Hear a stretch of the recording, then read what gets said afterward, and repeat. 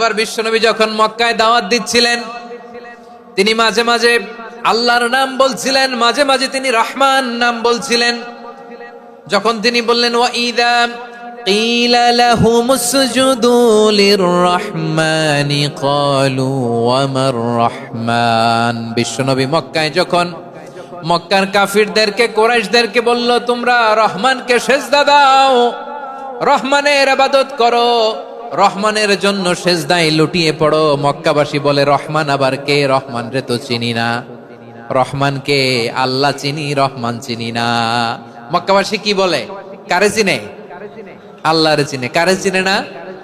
রহমান কে তো চিনি না। রহমান আবার কোত্থেকে আসলো? কে Rahman? Who is this Rahman? যখন তারা বলে রহমান রে চিনি না, আল্লাহর গায়রতে আঘাত লেগেছে। আল্লাহ বলে, রহমান রে চিনো না? না, তাদেরকে চিনানোর জন্য আল্লাহ ৭৮ আয়াত বিশিষ্ট আর রহমান নামে কোরআনে একটা সূরা নাজিল করেছেন।